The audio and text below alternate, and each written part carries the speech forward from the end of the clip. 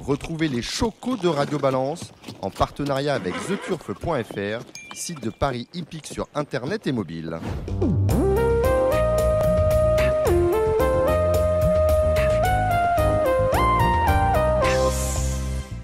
Bonjour, je suis Dominique Cordier, vous êtes sur Radio Balance, nous sommes au Cardinal chez Ludo, 5 place de la Porte de Saint-Cloud, Paris 16e. Autour de moi, beaucoup d'intervenants. On va commencer par l'ordre du tour de table avec Gilles Curin. Salut Gilles. Bonsoir Dominique, bonsoir à tous. Thibaut Ackermann. Salut les amis. Avec vous, Alexandre de Koopman. En fin d'émission, les pronostics qui concernent le trot. Cédric Philippe de Paris Turf. Salut Cédric. Bonsoir très chers amis. Vincent Mutrel de Canal Turf. Bonsoir à toutes et à tous. Et autour de nous, Tony et José Bruno de la Salle. Les invités dans cette émission, nous entendrons Benjamin Boitez, le président de l'Association nationale des turfistes. On va retrouver dans quelques instants notre confrère Jean-Baptiste Morel, qui a œuvré notamment à Equidia. Et nous aurons également en ligne Stéphane Meunier, président de l'Association des entraîneurs et des drivers de trot et des jockeys. Alors vous le savez, l'actualité de la semaine a été dominée par l'officialisation. Alors je parle d'officialisation car l'information avait déjà été annoncée dans la presse économique, notamment dans la lettre A et les Échos au début de ce mois. Officialisation donc du rapprochement entre The Turf et la Française des Jeux.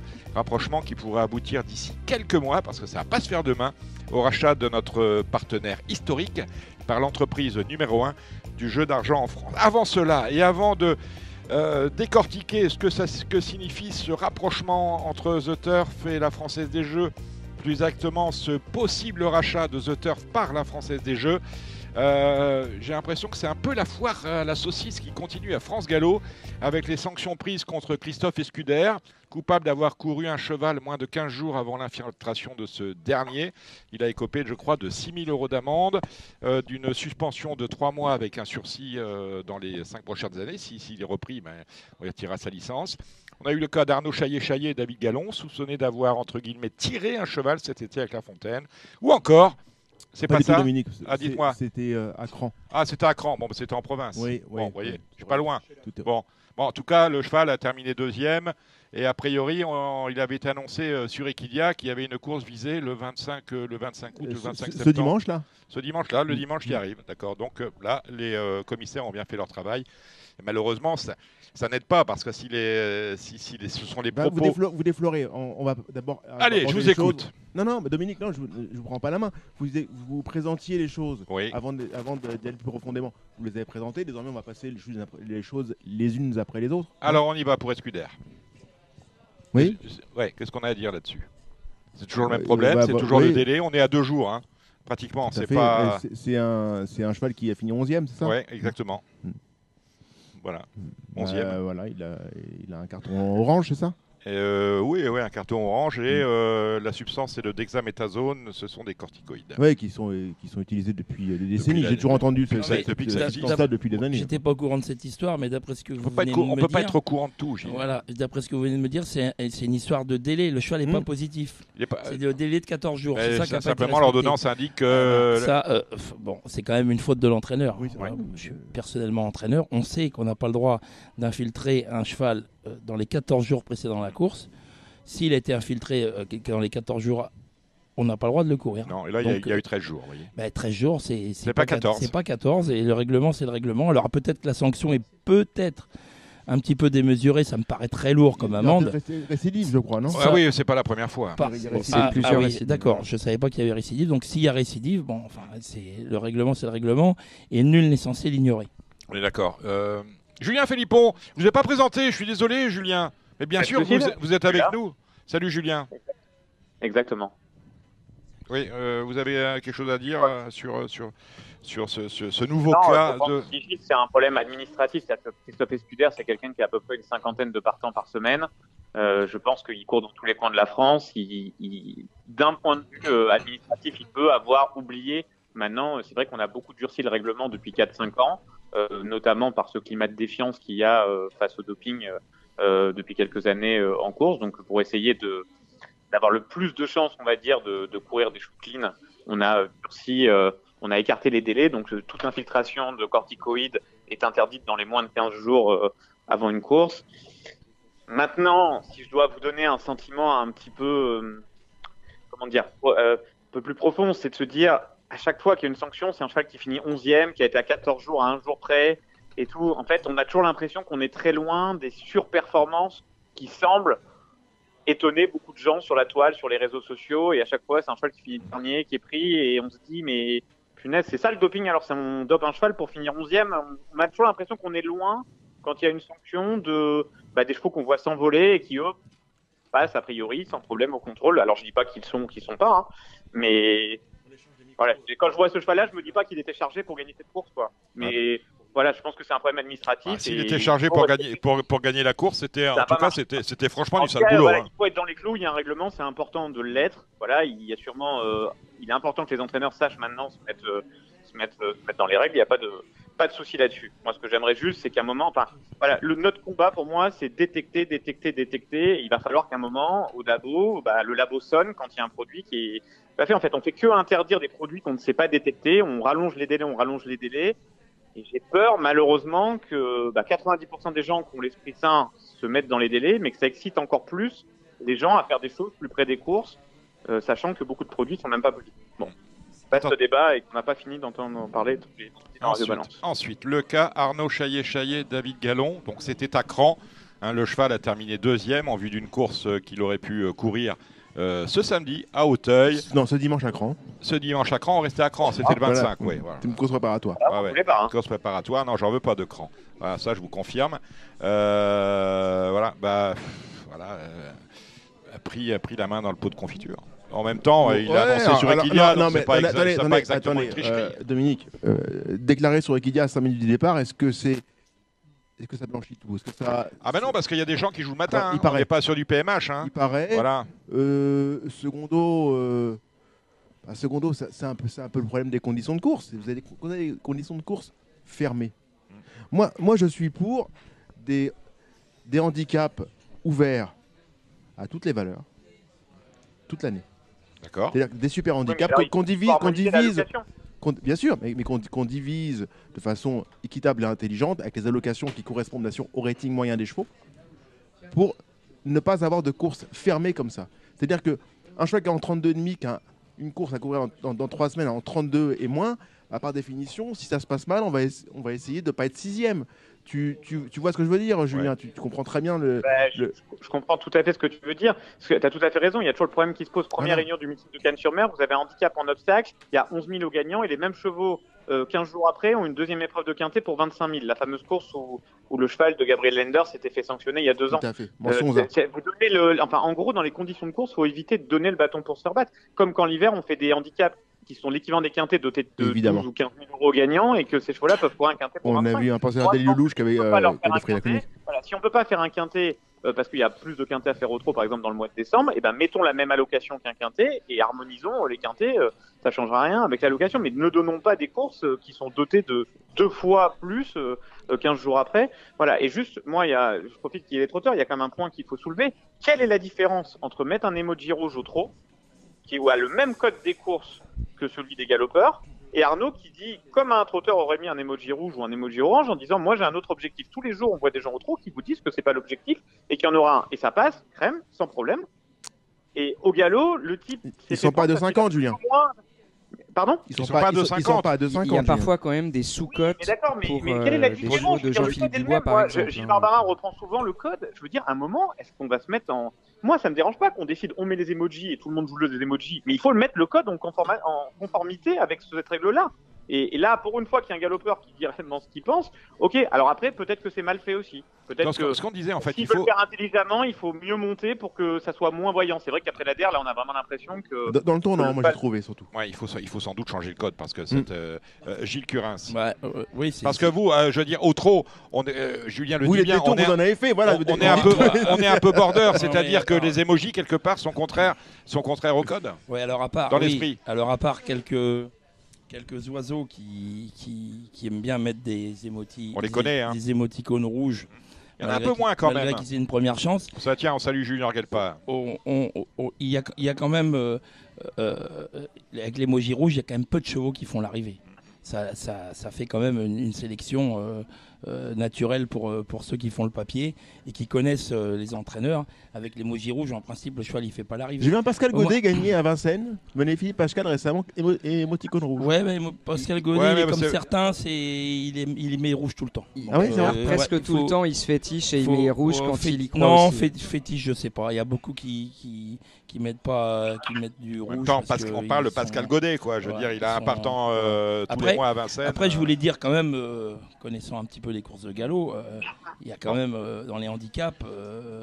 Enfin, je sais pas, Gilles Barbarin, il a peut-être raison, mais bon, dans les handicaps, le nombre jamais raison, Gilles Barbarin. le nombre de gars le nombre de gars qui font les nombres de gars qui font le tour dans les handicaps pour descendre de valeur, un cheval qui est à 25 de valeur, ils attendent qu'il soit à 22 et ils font le tour 2 ou 3 fois.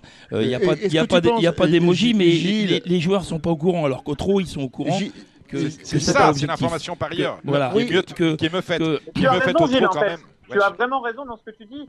C'est juste que je trouve que pour deux codes absolument similaires, on ne les applique pas de la même façon. Il y a deux lectures de l'article. Il a carrément tapé sur les doigts parce que lui, il a annoncé que l'objectif était plus tard et c'est peut-être mal fait. Alors que dans chaque réunion de trop, sur 100 partants, il y a 20 gars qui mettent l'emoji rouge et que même si tout le monde dérobe, ils ne viendront pas parce qu'ils sont vraiment là ils sont pas déférés, on n'a pas mis des artifices et en gros, ils sont là pour penser à autre chose. C'est juste que moi, les deux ne me dérangent pas. Je dis juste qu'avec le même code, on ne peut pas avoir deux façons de punir totalement différentes ou deux façons de juger. Je suis juste étonné de ça. Voilà. Est-ce que vous qui parlez aux décideurs et notamment aux législateurs, est-ce que vous avez entendu et au trot et au galop quelqu'un dire on va changer cet article qui nous embête? Non, pour l'instant au trot c'est pas prévu d'être changé. On est quand même un peu schizophrène et au trot et au galop. Bon voilà, on referme la parenthèse parce qu'on pourra. Thibaut voulait dire quelque chose. Thibaut, oui, tu voulais dire quelque chose. Excuse-moi Thibaut, moi, j'ai un rôle pour toi, tu le sais. Moi qui suis un peu le galop et le trot, j'entends Julien et je suis tout à fait d'accord. J'en parlais après l'incident au galop. D'accord.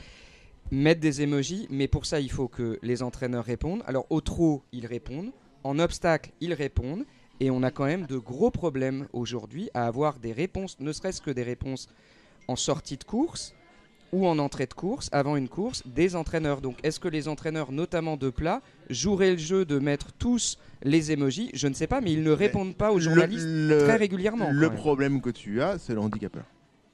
C'est que par définition, dès le début de carrière, 90% des chevaux sont destinés au handicap. Si tu commences à mettre un émoticône vert en débutant et que tu finis 6e, l'handicapeur à la troisième course, quand tu auras une valeur, dira « Monsieur, vous avez mis vert en débutant. C'est peut-être votre meilleur. » Moi, je l'ai lu. Dans ce cas-là, au bout de 4 courses, après avoir une valeur handicap. Sans compter que je pense que la question s'est posée au galop quand le trot a fait ça. Et je pense que le galop a sciemment pas voulu rentrer dans ce jeu-là, par peur, à un moment, d'avoir des représailles, par exemple, de la police des jeux qui contrôle ça. C'est une injonction totalement contradictoire d'autoriser des emojis et en même temps de respecter le code qui te dit que tu dois engager un cheval pour gagner. Donc je pense que le galop n'a pas voulu rentrer là-dedans, de peur un jour peut-être que quelqu'un dise non, c'est pas en conformité. Merci. Alors, ça, c'était le deuxième point. Non, c'est super intéressant ce que dit Julien. C'est-à-dire que c'est un peu comme au multicolore. Vous savez que l'étoile et le rouge ne roulent pas. Exactement. L'étoile et le rouge ne roulent pas. Voilà, c'est exactement ça. Voilà. L'étoile, 24 fois la mise. On regrette, il n'y en a plus à part. Bon, bref. Des belles années. On a pratiqué kiff. Allez, troisième sujet, c'est l'état de la piste de Longchamp. Déplorable. Évidemment, chacun s'en est rendu compte, notamment jeudi dernier, à tel point qu'un point d'information est organisé ce lundi par France Gallo. Vous avez vu ça? Oui. Voilà. On en parlera vendredi prochain après avoir vu ce point d'information. Ouais, mais bon, alors on n'a pas de souci parce que puisque vous citiez Gilles Barbarin tout à l'heure, comme le dit Gilles, on n'a aucun souci. C'est Julien qui l'a cité. Oui, pas vous. C'est pas vous qui l'avez cité, c'est Julien. Oui, c'est Julien. Mais comme puisque Julien citait Gilles Barbarin tout à l'heure, il a eu une réflexion pour le coup assez fine, c'est que l'Arc de Triomphe, on n'a pas de souci puisque on va ouvrir la liste à 0. Et la lisse à 0, ça ne sert jamais pratiquement. On a toute une portion de piste qui sert 3 fois dans l'année. Et la lisse sera à 7 mètres l'un samedi, je crois. Oui, samedi, mais pour l'Arc de Triomphe, pour le coup, on sera sur le coup de 0. Vous en pensez quoi de la piste de Longchamp, Julien? Il faut bien reconnaître que depuis que Longchamp a réouvert, il y a une première année assez catastrophique. Et c'est vrai qu'on a des irrégularités, notamment la réunion des Arcs Fayolle au mois de septembre. C'est probablement là que c'est le plus compliqué. Donc oui, c'est vrai qu'elle est assez irrégulière. Il y a 5 réunions qui viennent un peu en enfilade pour préparer justement les réunions de l'Arc à Longchamp. On a une météo quand même catastrophique cet été, même si on parle beaucoup de réchauffement climatique. J'ose espérer que tous les étés ne seront pas aussi secs que celui qu'on a vécu. Voilà, je pense qu'on va s'en sortir parce que comme ils annoncent de la pluie la semaine prochaine, dès que le terrain va revenir en moyenne à 3,5, 3,8, ça va être ça va corriger le tir. Ouais. Mais moi, j'avais pas trop remarqué Polarino Zafraiol et c'est vrai que le jeudi qui a suivi, beaucoup de gens et de jockeys s'en sont plaints d'une piste extrêmement irrégulière. Et puis on le voit bien, je veux dire, elle est pas belle, mais bon, elle est manifestement irrégulière. C'est pas d'hier, et ça date de ces fameux travaux où on s'est occupé de tout. Sauf de la piste qu'on a laissée à l'abandon. C'était du grand n'importe quoi. On en a parlé ici. Et il y a eu un passage à Saint-Cloud aussi. Alors mais j'ai jamais vu Saint-Cloud aussi vendredi dans cet état-là où à peu près des 550 aux 350, il y avait du sable qui volait. Et là, c'est mieux vendredi. C'est marrant. Hein. Ouais, alors peut-être parce que justement, on a quand même des professionnels qui s'occupent bien de. Je pense qu'on a quand même vraiment des techniciens, on va dire, de surface qui sont assez excellents sur ces hippodromes-là, et au moins quand on leur fait une réflexion, quand on leur montre quelque chose, ils savent rectifier d'une course à une autre, enfin d'une journée à une autre, pour essayer vraiment d'améliorer le tir. Allez, venons-en au grand sujet de la semaine, à savoir le rachat de The Turf par la Française des Jeux. La valorisation de notre partenaire étant, selon certaines sources, de 200 millions d'euros pour 800 millions d'euros misés l'an passé, en 2021. Dont 100 millions enregistrés par les autres opérateurs dits alternatifs sur Mascom, la poule créée et gérée par The Turf. Cela uniquement sur le digital. Le PMU, c'est 10 fois plus certes, online mais également offline. The Turf représentant donc 20% du pari hippique sur le digital. La Française des Jeux numéro 1 du secteur, évidemment, avec près de 19 milliards l'an passé, 19 milliards d'enjeux, plus de la moitié de cette manne provenant du pari sportif. Doit-on s'inquiéter de ce rachat? Doit-on y voir une opportunité? La FDJ, on le sait, se caractérise par un maillage territorial conséquent, avec plus de 30 000 points de vente contre moins de la moitié pour le PMU. Elle se caractérise, cette Française des Jeux, par son agilité commerciale, avec le lancement fréquent de nouveaux jeux, des jeux de grattage notamment, même si les jeux de tirage restent le socle de son activité grand public aux côtés du pari sportif, jeux de tirage, Euromillions, Loto, Keno et autres amigos. Cette agilité n'est pas seulement une marque de fabrique commerciale, elle est également conjoncturelle, cette agilité. Souvenez-vous, flashback, en mars 2020, les courses sont arrêtées pour 2 mois et le PMU, qui a fermé tous ses terminaux et lâché ses parieurs au milieu du gué. Je ne vous apprendrai rien. Pendant 2 mois, on a laissé les clients du PMU sans nouvelles. La première semaine, ça a été une catastrophe absolue. Pis que cela, le PMU a mis du temps, beaucoup trop de temps, à offrir de nouveaux programmes de course à ses internautes. La FDJ, elle, sans s'affranchir des contraintes nouvelles liées à la crise sanitaire, a continué ses activités. The Turf aussi, qui a su maintenir le lien entre les parieurs et les courses en leur proposant une véritable offre quotidienne en Scandinavie, aux États-Unis, en Australie, à Hong Kong. The Turf, durant ces mois-là, on l'a dit et je vais le redire ici, The Turf, durant ces mois-là, a sauvé l'activité hippique française en proposant une alternative sérieuse aux parieurs français. Le PMU ne l'a pas fait. Autrement dit, quelque part, c'est pas seulement cela. Le fait que la FDJ vienne aujourd'hui racheter ou envisage de racheter The Turf, ça procède aussi des manquements du PMU. Il me paraît logique, en effet, que la Française des Jeux et The Turf se retrouvent autour de cette agilité. Ce rachat pose beaucoup de questions. On va écouter plusieurs invités. On va commencer avec Jean-Baptiste Morel, ancien confrère d'Equidia, que l'on va appeler tout de suite. Lui se pose des questions. Et autour des questions qui se posent, on va essayer de répondre à ce rachat de The Turf par la Française des Jeux.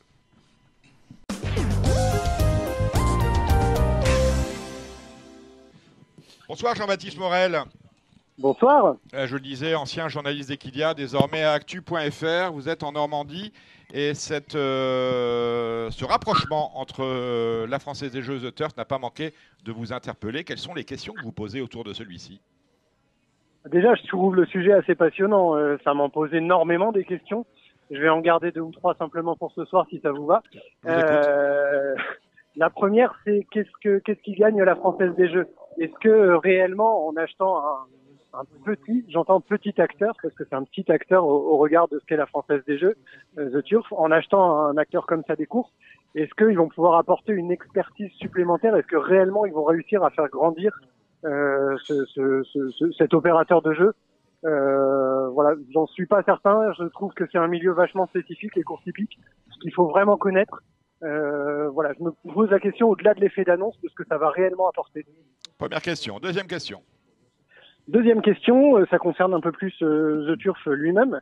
On sait que ça s'est construit sur une histoire en jouant un peu avec les zones d'ombre autour de la légalité, jamais en étant dans l'illégalité. En tout cas, à ma connaissance, ça n'a jamais été réellement condamné. On n'a jamais demandé au site de fermer, clairement. Mais il y a eu des procédures judiciaires où on demandait, je ne sais pas, ils étaient sous astreinte de je ne sais pas combien de dizaines de milliers d'euros par jour. Ils ont été condamnés, mais ils ont continué à œuvrer. Et c'est vrai que pendant. Ça a toujours continué, c'est toujours ouvert et ça joue avec ces zones d'ombre qui font qu'il en reste certaines. Par exemple, il y a cette histoire de masse qui n'est pas connue. Les masses engagées sont pas connues, elles sont pas transparentes. Il y a l'abondement qui est opéré et donc j'en discutais avec un mec de là-bas sur Twitter hier. Il est admis même, c'est-à-dire que quand ils voient que des rapports sont plus attrayants au PMU, ils vont abonder pour que ceux de The Turf soient supérieurs à ceux du PMU. Donc, est-ce qu'on est dans la légalité? J'en sais rien. Moi, en tout cas, est-ce que je peux me permettre de vous répondre?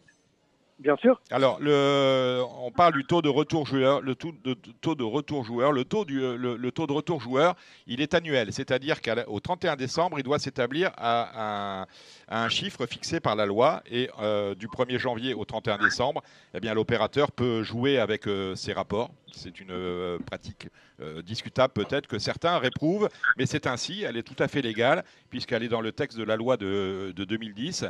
L'opérateur doit juste prouver le 31 décembre qu'il a redistribué 76,5%, je vous dis ce chiffre-là, mais on n'en est pas loin, de ces enjeux. Donc ils sont dans les clous. C'est plus, je veux dire, c'est sûr qu'ils jouent avec la loi.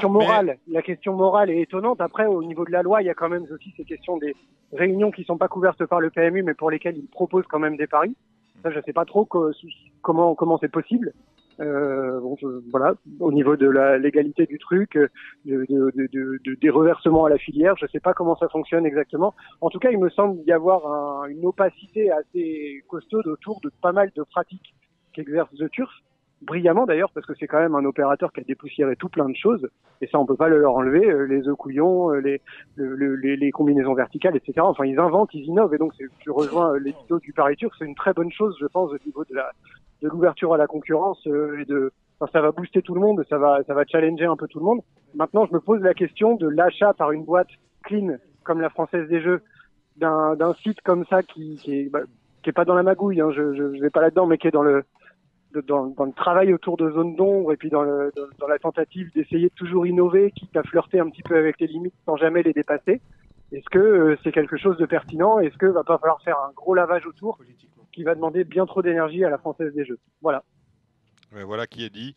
Vous vouliez intervenir, Thibaut Ackermann? Non, juste sur les partenariats. Là, je le vois encore sur le site de The Turf. Ils ont des partenaires donc des partenariats avec des hippodromes, et notamment des hippodromes où il n'y a pas forcément de réunion dite PMU.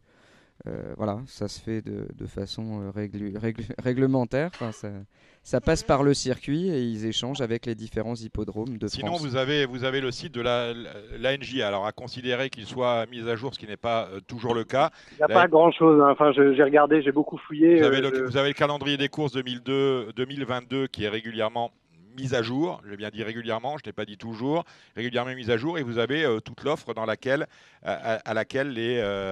les opérateurs peuvent se servir s'ils veulent faire un match cool. Rien ne les interdit. Mais c'est vrai qu'après, The Turf a développé des partenariats avec des sociétés qui ne sont pas, dont les courses ne sont pas dans la NJ, mais ce sont des partenariats particuliers. Et puis je crois qu'il y a eu aussi des choix stratégiques horaires du PMU qui ne voulaient plus à une époque faire par exemple un dimanche après-midi une énième réunion à jouer sur .fr et donc ils n'ont plus de réunions internet sur des réunions que va par exemple présenter The Turf.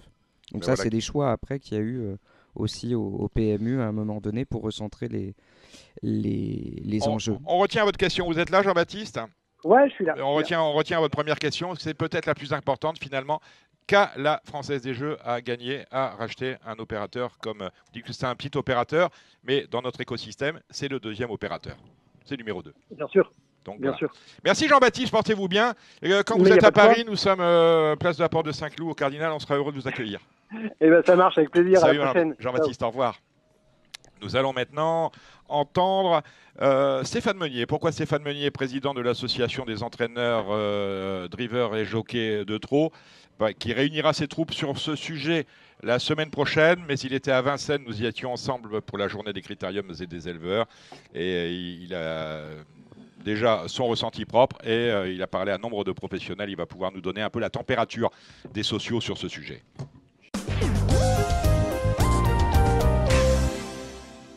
Voilà, Stéphane Meunier est avec nous. Salut Stéphane. Bonjour Dominique. On vient d'entendre un confrère, Jean-Baptiste Morel, que tu as peut-être croisé au détour d'un hippodrome ou sur Equidia. Voilà. C'est un Normand orné. Exactement, il est maintenant à actu.fr. Il disait que pour lui, la question principale, c'est qu'a gagné la Française des Jeux à racheter The Turf. Je le disais, Stéphane, tu étais à Vincennes la semaine dernière. Tu vois beaucoup d'entraîneurs, de drivers, de jockeys, puisque tu es le président de l'association. Quel est, à ton sens, même si j'ai bien précisé que tu réunirais tes troupes sur ce sujet-là la semaine prochaine, quel est à ton sens le ressenti à l'instant où on se parle de la profession face à l'annonce qui a été faite en début de semaine du rapprochement FDJ The Turf? J'ai pas l'impression que pour l'instant que les professionnels prennent conscience de l'impact que ça peut avoir. Pour l'instant, on a plutôt un retour, nous, en termes d'image. C'est bien qu'une entreprise de paris, de prise de paris s'intéresse au pari hippique. Moi, les premières discussions que j'ai eues, aussi avec mes confrères du galop, parce que je suis très proche de François-Xavier de Chevigny, l'association des entraîneurs de galop, qui a déjà eu une AG là-dessus, c'est que on trouve ça bien en termes d'image pour les courses. Ça rajeunit quand même l'image des courses. Après, maintenant, nous, le principal qu'on voudrait avoir de l'État, c'est avoir une garantie d'avoir toujours le même pourcentage de taxes affectées, et surtout, c'est qu'il faut que les prises de paris sur le pari hippique reviennent à la filière. C'est surtout ça qu'il faut être surveillé et être garant. The Turf, j'allais dire grâce au trot, non, parce qu'ils ont été, avant d'être partenaires du Prix d'Amérique, partenaire du Grand Steeplechase de Paris à Auteuil, il ne faut pas l'oublier. The Turf, aujourd'hui, s'est imposé comme un acteur majeur de la filière hippique. On est d'accord avec ça? Oui, tout à fait. Après, je n'étais pas caché de mes opinions que je trouve ça dommage de mettre en avant The Turf et pas le PMU à l'époque, parce que le PMU, quand même, la société de Paris qui appartient à nous, aux sociétés de course, donc à nous les acteurs. Maintenant, il faut pas avoir peur de la concurrence. Si The Turf a fait du très bon travail, apparemment est très attractif.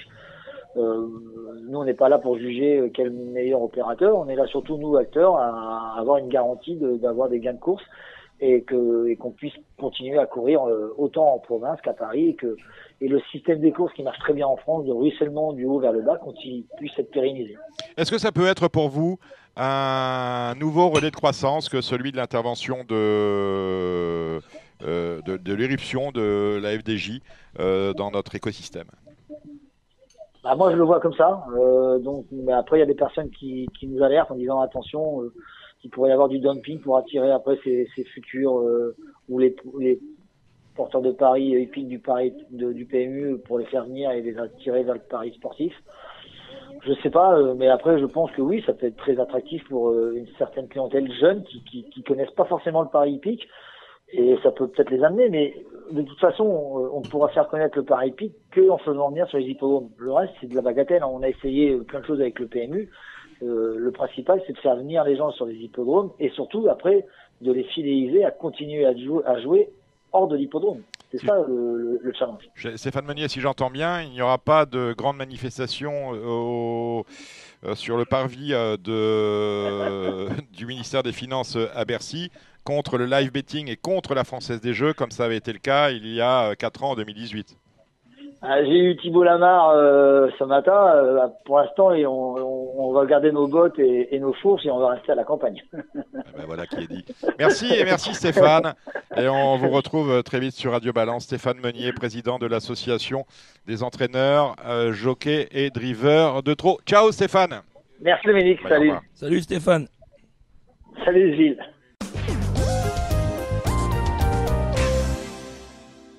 Après Jean-Baptiste, après Stéphane Meunier, on accueille Benjamin Boitez. Salut Benjamin. Salut Dominique, bonsoir à tous. Benjamin, tu es président de l'Association nationale des turfistes, qui est la plus importante organisation fédérant les parieurs. Alors, je suppose, Benjamin, que comme nous, bien la nouvelle du rapprochement entre la FDJ et The Turf t'a accueilli au pied du lit.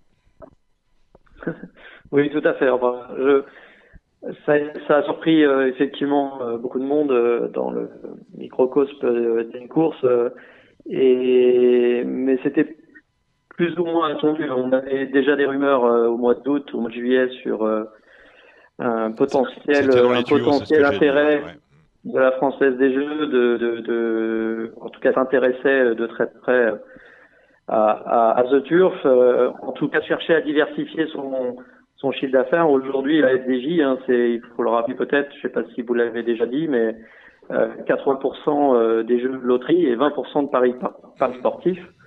Et ça fait assez longtemps que la FDJ essaye de trouver des relais de croissance et aussi de diversifier un peu son activité de jeu. Donc effectivement, c'est un gros événement, je dirais, quelque chose qui forcément appelle à beaucoup de questions et beaucoup de réflexions. Donc je pense que on peut avoir plusieurs vues maintenant pour regarder ce qui est en train de se passer. Bon, maintenant on est uniquement dans un processus de rachat ou de négociation exclusive. Ça va prendre un peu de temps, hein. La signature n'est pas encore faite. Il faut compter 6 mois. Hein. Je veux dire, pour le moment, voilà, si on a signé un document, c'est bien celui de la négociation exclusive entre The Turf et la Française des Jeux. Mais après, il y a beaucoup d'obstacles à lever. Il va falloir mettre les choses en accord sur le plan fiscal.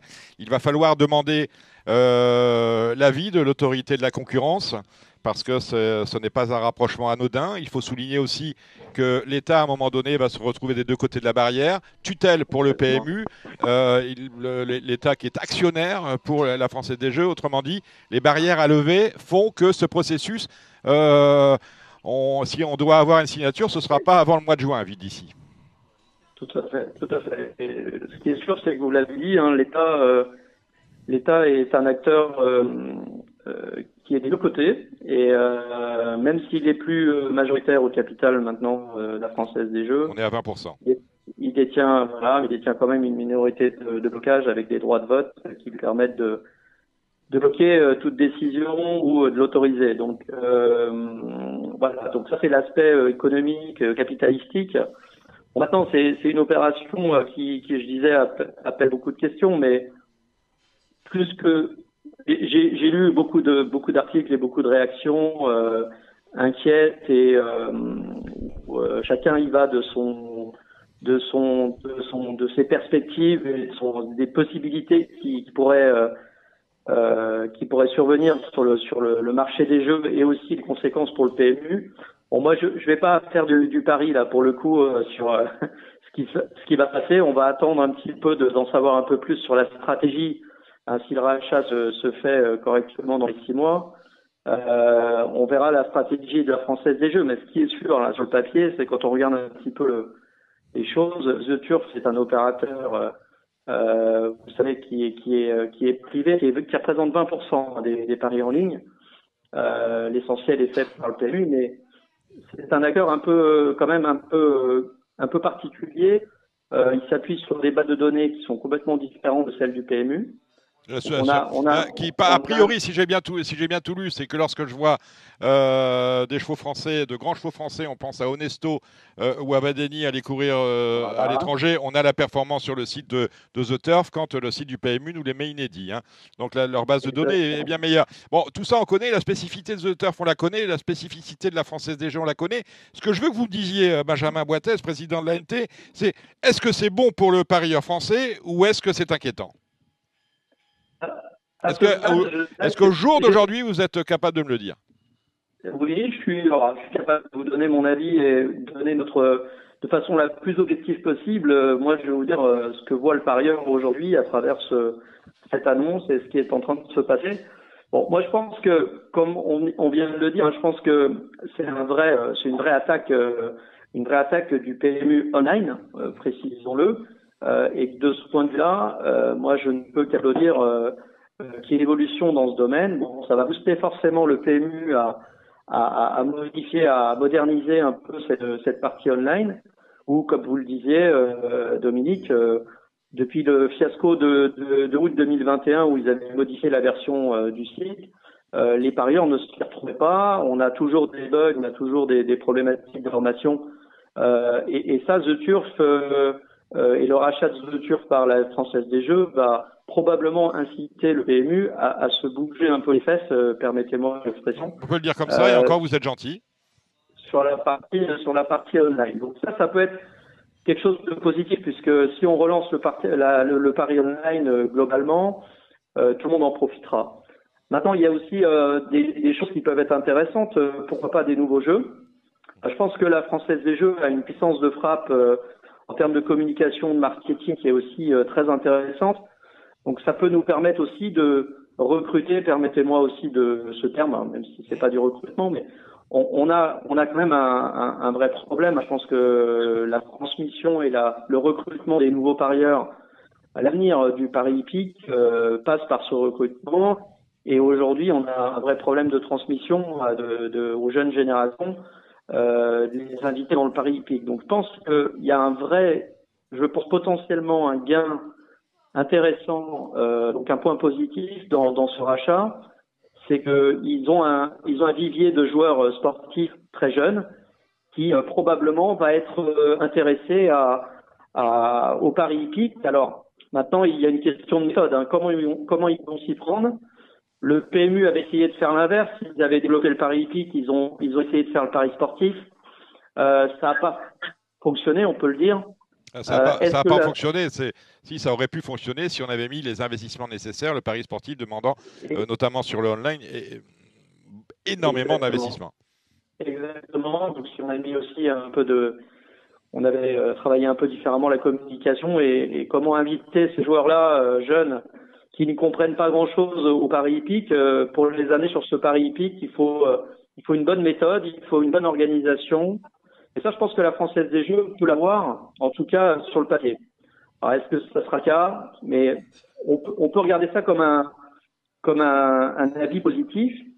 Donc, cette transmission et aussi peut-être, j'allais rajouter, Dominique, le côté un peu popularité qui manque aujourd'hui aux courses. On a perdu beaucoup de joueurs et aussi de la popularité qui existait dans le temps. Je ne vais pas faire le nostalgique, mais ça manque un petit peu quand même aux courses aujourd'hui. Et la transmission, elle se fait aussi par la popularité. Donc, la popularité qu'emmène la Française des Jeux et qu'embarque la Française des Jeux avec les jeux de loterie, le hasard, ça peut être vu négativement d'un point de vue parieur, mais c'est aussi quand même quelque part des gens qui vont peut-être être amenés au pari hippique, alors qu'ils n'étaient pas amenés aujourd'hui. En tout cas, les campagnes de pub ou la communication qui était faite autour des courses hippiques n'était pas forcément attrayante. Donc ça peut être un vrai levier en tout cas. Je pense la Française des Jeux avec sa puissance de feu, elle peut amener certains nouveaux joueurs et embarquer avec une méthode, ça j'insiste là-dessus, des nouveaux parieurs et permettre une certaine transmission, une relève entre guillemets pour les turfistes et pour les parieurs. Une question, Julien Philippon, pour Benjamin Boitez. Pour Benjamin, non, je peux vous donner un avis sur la concurrence. Moi, ce que je pense, c'est que c'est une excellente occasion. Comment dire, je pense que toute concurrence est extrêmement saine et que moi, je suis pour que le CRJ soit de plus en plus favorable aux parieurs, tout en gardant une restitution suffisante pour la filière. On t'entend assez mal. Voilà, ça va mieux maintenant, Julien. Donc, je pense, moi, ce que je voudrais, c'est plus d'enjeux, moins taxés pour faire plaisir aux parieurs. Donc, plus d'enjeux qui rapportent plus à la filière, moins taxés. Voilà ce que je voudrais. Et pour moi, le pas en avant est fait. Si demain, la Française des Jeux arrive à convertir sur sa page d'entrée, où on puisse, quand on va faire son loto foot ou je ne sais pas, son loto tout court, et ben, si d'un seul coup, il y a un icône qui vous emmène là et que ça amène une nouvelle match qui est taxé de la même façon que tous les autres opérateurs et qui apporte à la filière, why not, allons-y à fond. L'important, c'est que de plus en plus de gens regardent des courses et que de plus en plus et que la taxe soit à la fois juste pour le parieur et à la fois intéressante pour que les allocations maintiennent dans la filière. On en parlait avec Stéphane Meunier, ça peut être un nouveau levier de croissance, le fait de voir arriver dans notre écosystème la Française des Jeux. Pourtant, est-ce que vous ne pensez pas, et Benjamin Boitez et Julien Philippon, que le fait que la Française des Jeux débarque sur le Paris Hippique Online avec sa force de frappe, sa politique marketing et son réseau, parce que même si on ne pourra pas jouer sur le réseau, entendons bien, on parle d'online, on fait sur le réseau de la pub pour ce qui se passe sur Internet quand même à la Française des Jeux. Est-ce que vous ne craignez pas que l'on ne crée pas de clientèle, mais qu'on déplace tout simplement la clientèle traditionnelle du PMU sur le offline vers le online et pour le coup vers un autre opérateur. Benjamin Boitez le soulignait, ce qui arrive aujourd'hui, c'est quand même une sanction énorme pour le parieur historique et le PMU, et notamment par rapport à ces interfaces qui nous font pleurer depuis qu'elles existent. Benjamin Boitez. Pour le PMU. Pardon ? Vous n'avez jamais de mots assez durs contre le PMU. J'étais gentil là. Non, mais je veux dire quand tu. Non, mais attends. Pour le PMU, mais en quoi non, mais maintenant c'est faire l'ouverture, donc maintenant tu m'écoutes. En quoi c'est une sanction pour le PMU ? Je veux dire, le marché en ligne, c'est à peu près 12% des enjeux. Donc, quand il y a eu le Covid et qu'on a essayé de faire basculer les gens des points de vente vers l'application, on a bien vu que ça avait pris tant que les points de vente étaient pas libres d'accès, et puis c'est reparti dans l'autre sens. Donc aujourd'hui, il y a à peu près 12-13% à la louche d'enjeux sur le online. Là-dessus, The Turf représente entre 10 et 20% de part dans le marché, soit 1 ou 2% du marché total. Donc, aujourd'hui, voilà d'où on part. Donc moi, je vois pas pourquoi d'un coup, vous voulez que le PMU perde. Non, ça va ramener des clients. Je pense que Dominique voulait dire, plutôt que sanction, moi je dirais plutôt un échec, Julien. On a depuis 2015-2016, plus méchant que moi. Le online n'a jamais progressé. On sait très bien que on n'a jamais réussi à faire progresser ce online. C'est comme ça. Le PMU, soit s'il est mal pris, soit n'a pas trouvé les bons arguments. Et puis que ça, j'ouvre une parenthèse, Benjamin Boitez, et je la referme dans quelques instants. Puis que cela, pendant le confinement, on a gagné des clients on s'est empressé de perdre une fois le confinement et la crise sanitaire achevée. Toutes les entreprises qui ont surperformé pendant la crise sanitaire ont conservé leurs clients, voire surperforment par rapport à leur surperformance de la crise sanitaire, sauf PMU.fr, on est revenu, arrêtez-moi si je me trompe Julien, à des niveaux d'avant crise Covid. 20% de tout ce qu'on était, c'était à peu près, on était à 10%, on doit tourner à 12-13%, mais soyez-en contents. Parce que ça veut dire que les gens sont encore contents d'aller dans un rad, comme dirait Cédric, pour passer un moment convivial entre copains ou sur un hippodrome pour faire des tickets. Si demain la machine s'était... C'est la question que je pose. Est-ce que vous ne craignez pas que justement l'irruption d'un gros acteur comme la FDJ n'assèche pas la clientèle traditionnelle du PMU pour la mettre sur le... Pourquoi, si la clientèle avait une appétence aussi forte que ça pour le online, quand on a basculé que les gens ont ouvert des comptes online, ils seraient restés sur le online. Ça veut dire qu'aujourd'hui, la clientèle telle qu'on la connaît, elle est quand même plus friande du point de vente que du online et du moment convivial passé. Donc en fait, là où la Française des Jeux, pour moi, après je me trompe peut-être, dans 2 ans vous ferez peut-être une autre analyse, mais pour moi, aujourd'hui, la Française des Jeux peut juste aller apporter aux courses ses propres clients, mais elle peut en aucun cas retirer de par le fait que le monopole reste en dur et que les gens ont beaucoup plus d'appétence pour aller sur le réseau en dur. Donc c'est plus. Il faut être content de tout ça et il faut plutôt tirer vers le haut. Mais je vous dis, toutes les semaines, j'ai l'impression que vous leur mettez une louche. Enfin, il n'y a jamais de mots assez durs. Je sais pas si c'est votre partenaire avec The Turf qui vous demande toutes les semaines de taper à fond sur le PMU. Mais j'ai l'impression que vous n'avez jamais de mots assez durs. Je vous parle du PMU, de PMU.fr avec mon expérience personnelle parce que croyez-le, je suis client. Voilà. Non mais Julien, je pense que c'est surtout ça. C'est la déception, c'est plus qu'une déception. Je veux dire, ce qui s'est passé sur le site PMU.fr il y a 1 an, c'est une catastrophe. Au moment où il fallait relancer le online, il fallait essayer de le booster. Donc ça ne progresse plus. On ne fait rien pour le faire progresser. Et aujourd'hui, le site online du PMU, je pense que si on peut se le dire avec ce rachat qui se profile, il est gravement en danger. Il est aujourd'hui très menacé. Ce que je reproche aussi, parce qu'il m'énerve, ce Julien Philippon, c'est terrible. Ce que je reproche à PMU.fr, c'est juste d'être le supplétif.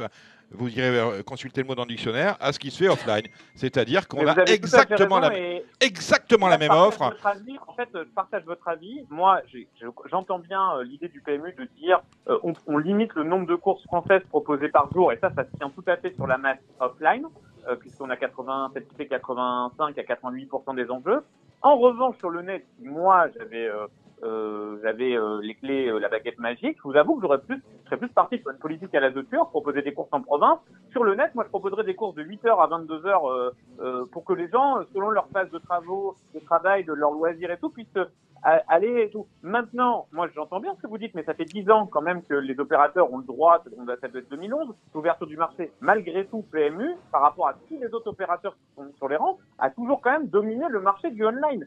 Donc, j'entends bien que c'est soi-disant la pire interface et tout, mais alors pourquoi les gens, pourquoi The Turf, qui est à mon avis le numéro 2, passe pas nettement numéro 1, puisque c'est si bien entre les deux. Ce que je veux dire, c'est que The Turf, il y a aussi quand même quelque chose qui me gêne, c'est qu'il n'y a pas la masse, quoi. Quel joueur censé peut aller jouer mais la masse va venir, Julien, avec ce rachat. Mais c'est justement une opportunité. Moi, j'aime beaucoup jouer sur The Turf et je vous cache pas que j'adore l'interface, mais j'en peux plus de mettre 30 € sur un cheval qu'on m'affiche 5 contre 1 qui passe à plus de 20 une fois que le départ est. Cédric Philippe. Je suis pas sûr que ce soit le seul acteur qui voit les codes des gagnants baisser, Julien. On n'est pas là pour se mentir non plus. On est bien d'accord. Et secondo. Cédric, ça fait un moment qu'on pratique ce truc. Mais il y a. Comment on peut ne pas. Quel joueur qui se respecte peut jouer chez un opérateur qui n'affiche pas sa masse? Donc, Julien, revenons à la question de Dominique. Est-ce que l'avenir, moi j'ai une autre question, est-ce que l'avenir des courses, pour un parieur aujourd'hui, est-ce que c'est le offline ou c'est online? L'avenir des courses, l'avenir du jeu, du pari. C'est une bonne question. Pour moi, l'avenir des courses, c'est déjà, je vous entends très rarement parler taux retour parieur. Tout le monde dit, c'était bien le quintet avant, où on prenait à peu près 35 ou 40% aux joueurs et de redistribution. On en parle très souvent, Julien. On en parle très souvent. Si j'étais aujourd'hui défenseur des parieurs, et je pense que je le suis au fond de moi, je demanderais tous les ans, je marque Boutré pour dire on veut 1% de plus de taux retour joueur. On avait soi-disant fait passer ça il y a une dizaine d'années sous le compte de dire on veut pas que les gens deviennent addicts, donc on leur prend un peu de pourcentage en plus pour être sûr de les voir chômer. Moi, je voudrais, ce que j'aime dans l'idée de la concurrence, c'est que peut-être un jour, les gens vont se battre pour dire on rend encore plus aux joueurs. Et alors après, pour que ça reste vertueux pour la filière, au lieu de taxer, 25% de 10 millions, il vaut mieux que vous taxiez plutôt 22% de 15 millions. Et là, tout le monde va y gagner. Et c'est ça, en fait, de tirer le marché vers l'eau. Donc voilà ce que j'espère, c'est ça pour moi l'avenir des courses, et voilà ce que j'espère que tous ces gens sont capables de nous amener moins de taxes pour les parieurs, plus d'enjeux qui rapportent donc à la filière. Rapidement, une question quand même. Juste le taux de retour aux joueurs, Julien, on essaie de le réclamer, ce taux de retour aux joueurs. Justement, les deux points que prennent les GPI sur le taux de retour aux joueurs des parieurs français, il suffirait de les récupérer et d'en donner un de plus pour les parieurs français, tout le monde serait gagnant. Voilà, tout ce que j'avais à dire là-dessus. Donc on se bat là-dessus. C'est même le cœur de nos revendications et de nos batailles, je dirais, avec les institutions et le PMU. Donc voilà. Donc on se bat là-dessus. La question, c'est est-ce que demain l'avenir du jeu et du pari hippique, est-ce que c'est le offline ou le online, Julien? C'est ça la question. Dans 10 ans, comment vous voyez les gens jouer? C'est très étonnant quand on regarde les pays asiatiques qui sont en pleine émergence à l'heure actuelle, comme Hong Kong et le Japon, où ils font à peu près 96% de leurs enjeux sur le digital. Et nous, alors qu'il y avait une occasion inespérée, là je rejoins Dominique, il y a 2 ans, malheureusement, on n'a pas converti parce que je pense, et ça c'est mon idée, qu'aujourd'hui, par exemple, vous voulez faire un crédit pour acheter une maison. Si vous avez fait 5 ou 6 retraits pour approvisionner votre compte PMU, je pense que votre banquier, il peut vous dire, je vous accorde pas un crédit parce que vous êtes un joueur trop régulier. Quand vous allez en dur, vous allez retirer 50 € au guichet avant et vous pouvez jouer vos 10 € en cash, vos 20 € en cash et vous n'êtes pas un client à risque. Et je pense que beaucoup de gens n'ont pas envie que sur leur relevé de compte apparaisse plusieurs fois accrédité mon compte PMU. Donc, c'est comme ça mon idée, mais je pense que les gens sont restés très friands des points de vente et du dur. Maintenant, ça peut changer parce que c'est ce qui s'est passé dans d'autres pays. Mais moi, j'ai envie de vous répondre. Allez, pour répondre fermement à votre question, et pourquoi on ne serait pas fort des deux côtés? Pourquoi on ne serait pas d'un coup? Ce qu'il faut, c'est augmenter la masse. Voilà, bon Dieu, c'est juste ça l'objectif. Et toujours plus de paris. Et c'est peut-être justement l'occasion, d'augmenter cette masse avec ce rachat. je pense que probablement on a tout à y gagner globalement sur le papier. Hein. Encore une fois, je ne me permettrai pas de juger. J'attendrai de voir la stratégie et comment s'y prendra la Française des Jeux avec ce rachat. Mais globalement, on pourrait voir simplement le pari online en masse globalement entre le PMU et The Turf Française des Jeux augmenter en proportion. Bon, après, on a des sujets de taxes qui sont affectés sur ces jeux online, qui sont plafonnés aujourd'hui par l'Europe. En termes de taxes, ça ne doit pas dépasser 88 millions d'euros tous les ans. Donc, si ça venait à évoluer, il faudrait aussi que cette taxe bouge, puisque quelque part, c'est plafonné aujourd'hui. Il faut le savoir, hein, c'est relativement assez strict. C'est réglementé, encadré à la fois par l'Europe et aussi par nos réglementations. Benjamin, merci d'être passé par Radio Balance, parce qu'on pourrait rester 2 heures sur ce sujet, on aura l'occasion d'y revenir. J'aimerais entendre, on va dire que c'est le mot de la fin, Cédric Philippe, vous vouliez dire quelque chose, hein, il y a des questions intéressantes qui ont été posées. Est-ce que, à votre avis, l'avenir des courses est online ou offline ? Déjà l'avenir des courses est pour moi dans les deux modèles. D'accord. Il faut se faire l'économie de rien. D'accord. Et secondo, j'ai écouté Julien avec beaucoup d'attention comme de coutume. Et il a parlé du PMU. Je voudrais qu'il nous dise un peu, lui qui a quand même mis les mains dans le cambouis, hein, quand même collaboré au PMU. Tu n'as pas réussi à apporter ta touche dans cet horizon-là, parce que malgré tout, quelles ont été tes expériences et tes apports dans cette entreprise après une expérience comme celle que tu as eue? Déjà, disons que j'étais au sein d'une cellule, ça veut dire que c'est un endroit où c'est assez un lieu clos. C'est-à-dire qu'on est quand même 7 ou 8 à donner un avis et que le mien, comme je vous dis, s'il y a un coup de baguette magique, on me demandait si je ferais des choses, mais je veux dire, là, on donnait son avis, donc il y a des choses qui ont sûrement été retenues, d'autres moins, d'autres qui sont des bloquants énormes sur lesquels, par exemple, je vous donne un exemple, l'obstacle, il faut bien reconnaître, c'est pas sa part de marché par rapport aux allocations. Donc, il suffirait de dire, on arrête, je sais pas, de prendre le premium de l'obstacle et on fout des courses à 12 ou 14 partants qui vont remplacer les courses d'obstacle. Et la filière se porterait mieux. Mais on est aussi là pour apporter à la filière aussi cette nécessité sportive qui doit primer. Donc, parfois, on a plein de bonnes idées, mais il faut les challenger. Donc, la question initiale, parce que là, je suis en train de me perdre, la question initiale, c'est qu'est-ce que j'ai?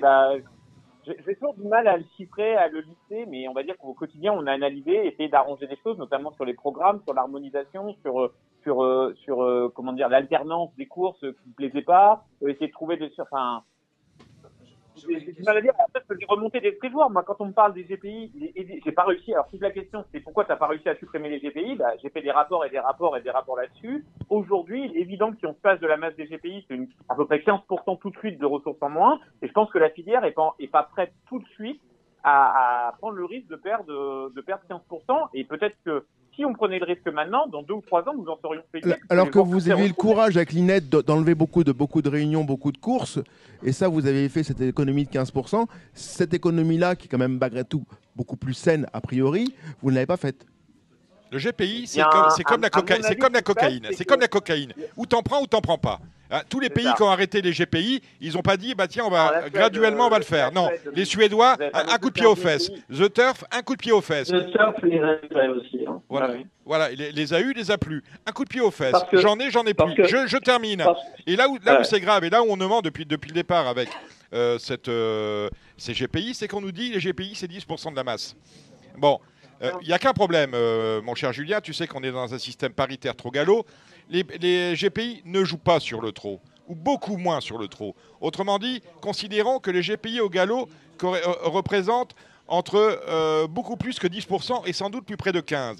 Et c'est sans doute pour cela que la fluctuation des cotes au galop est beaucoup plus étrange, inquiétante, stupéfiante et quelque part catastrophique, parce qu'elle est énormément déceptive, qu'elle ne l'est au trot. J'en ai terminé avec les GPI. Mais les GPI, évidemment, ce n'est pas Julien Philippon qui va arrêter les GPI. C'est une décision politique qui aurait dû être prise.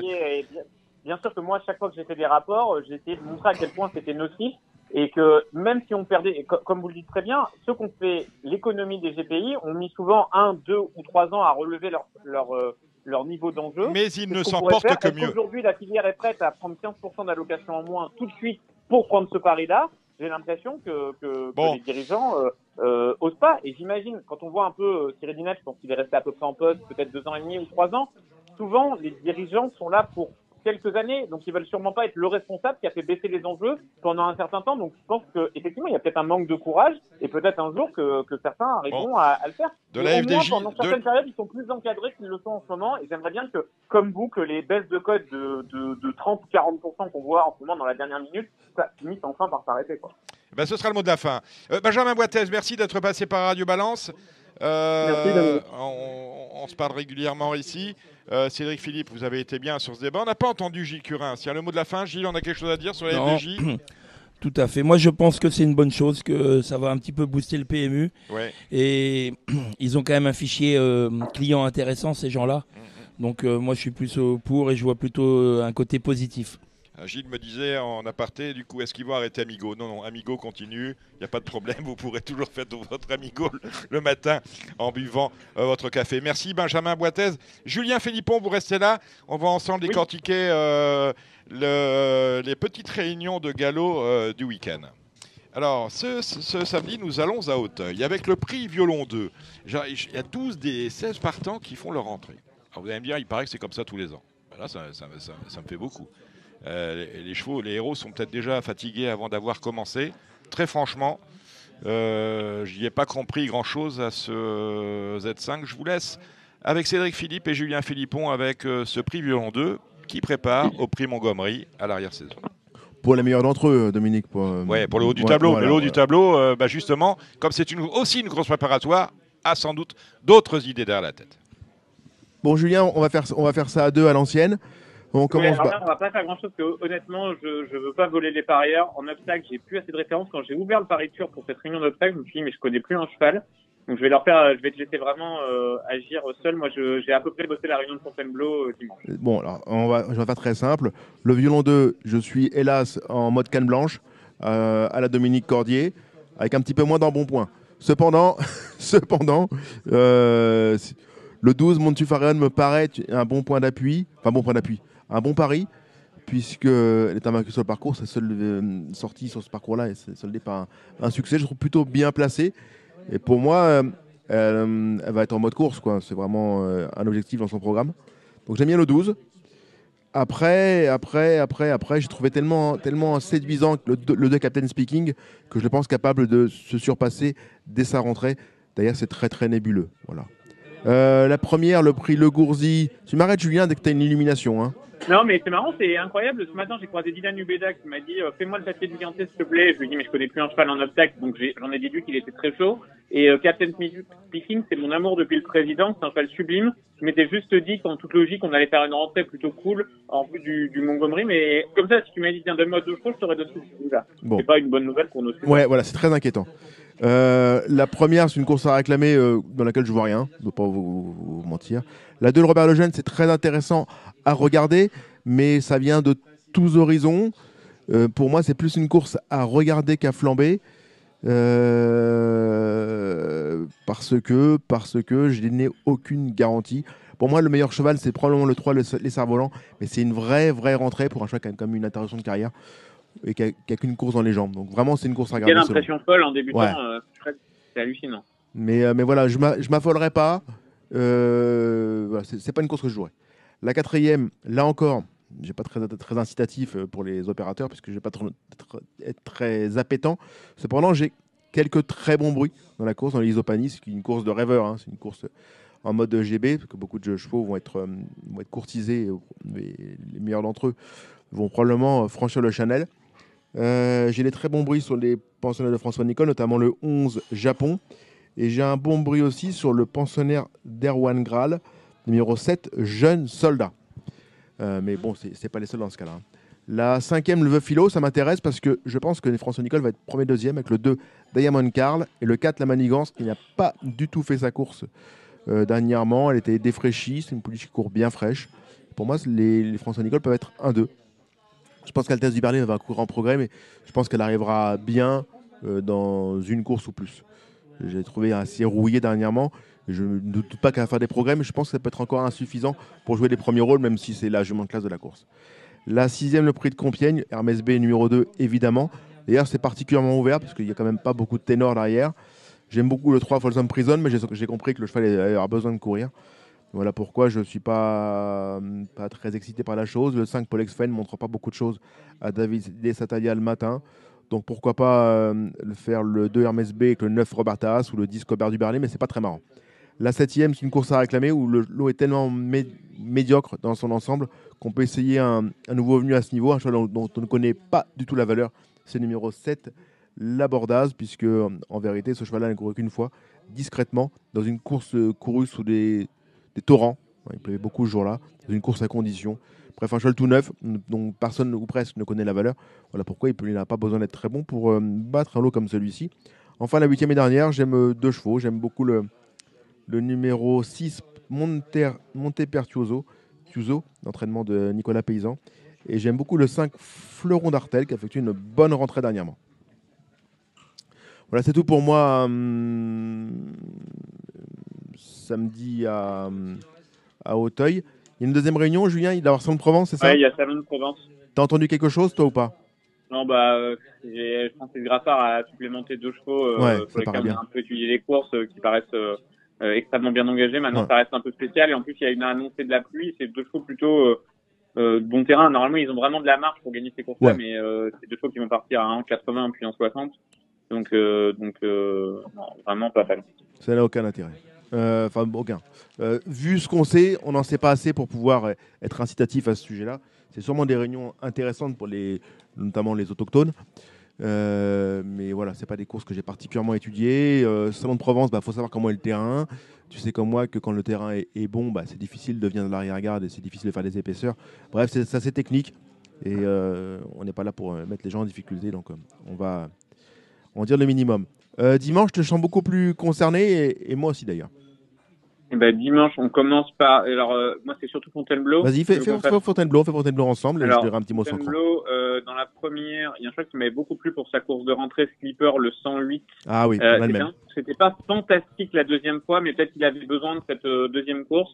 Et je pense vraiment un cheval à suivre de très près pour l'avenir. Je me méfie un peu de Yellow Blue qui fait une longue rentrée, mais son entraîneur Miroslav Rulek, depuis qu'il a l'air d'être de bien pleinement bénéficier de sa venue. Donc, je tenterai dès sa rentrée Yellow Blue. Je ferais 8-5-4, moi. Slipper, Yellow Blue comme toi, et Layomo Guinness, le 4. Dans la deuxième, je dirais le 202, Minute Kilo, qui pour moi est une marche folle, même s'il n'aura pas le terrain aussi lourd qu'il affectionne. Mais attention, ils annoncent quand même un peu de flotte le week-end. Plus il pleut, plus vous pouvez mettre, parce que pour moi, il va remonter en 30 les mains dans les poches. J'allais dire, mais voilà, les doigts dans le nez. Avec Lucie Del Faro, non? Qui est quand même gagné exactement, aussi, 2 et 3. Il y a un cheval que je me méfierais un petit peu, mais j'en ai pas encore vu beaucoup, mais je sais pas pourquoi. C'est Cream Ice. Je commencerai à cette valeur-là à la remettre un peu dans les jeux de combinaison le 6. Après la troisième.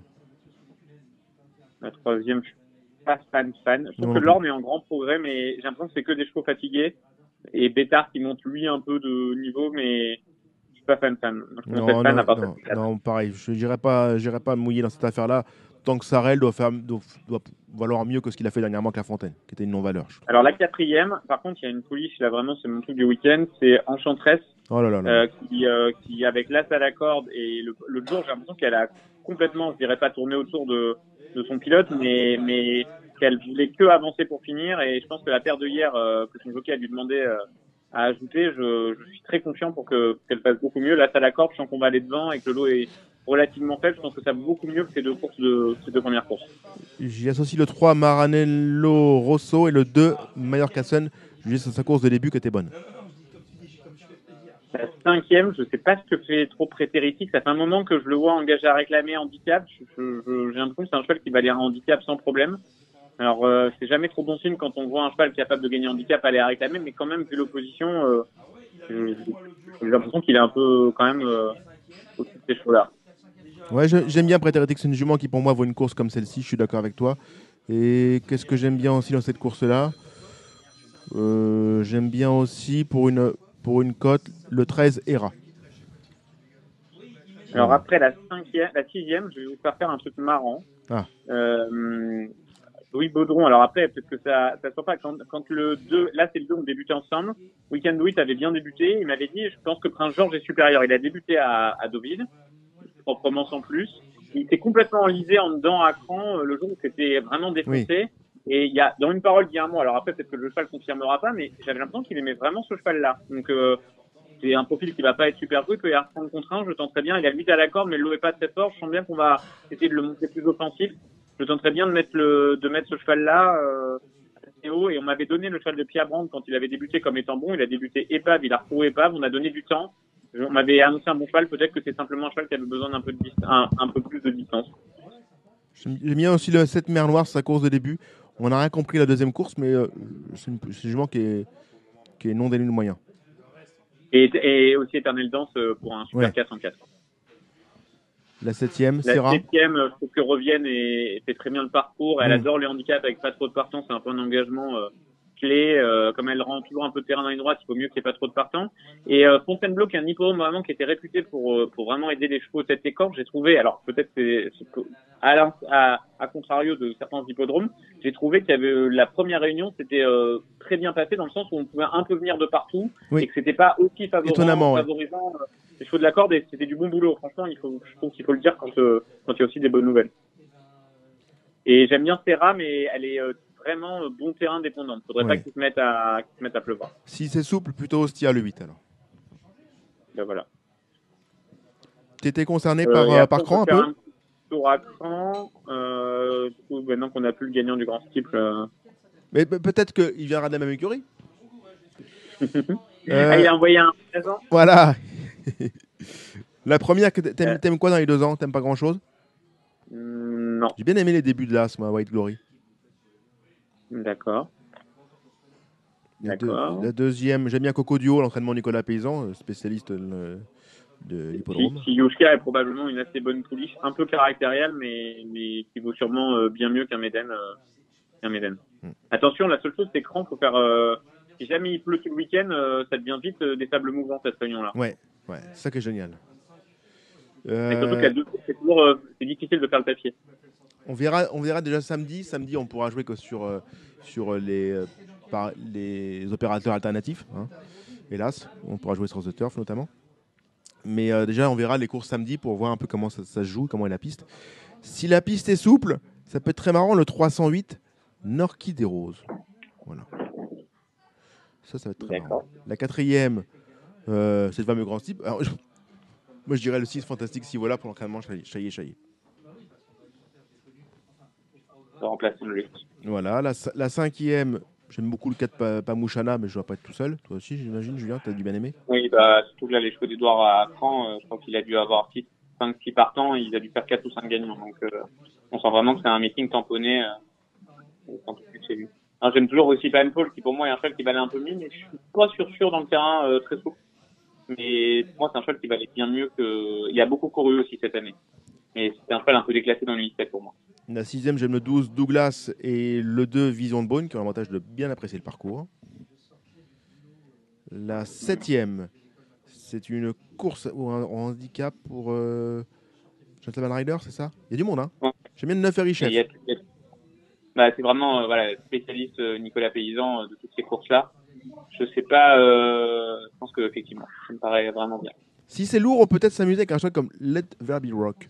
Si c'est lourd, hein, exclusivement. Ça peut être marrant. Et la dernière, je crois qu'il y a un vrai pari. Le 3 Speakeasy. La dernière fois, Nicolas Paysan. La dernière fois, ça s'est très mal passé. Un choix qui doit attendre. On peut le redire encore un peu de trait Ouais, j'ai envie de pousser un peu les gens au crime. C'est moi qui fais des traits. Oui. Vous tirez des traits. Et des trous. Ça dépend des heures. Donc 803, Speakeasy, j'aime beaucoup. Voilà, en attendant cette fois-ci. Fini. Et je tiens à m'excuser auprès des auditeurs parce que vraiment c'est des réunions, c'est un peu triste ces week-ends où il n'y a pas de belles réunions. Non, mais vous êtes tout excusés. On fera mieux dans les prochaines réunions. Julien, justement. À Auteuil et à Salon de Provence, je n'arrive pas à inventer des choses. Julien, parlons de l'avenir. La semaine prochaine, nous sommes au Cardinal, spécial Arc de Triomphe. Soyez là physiquement, on vous pardonnera.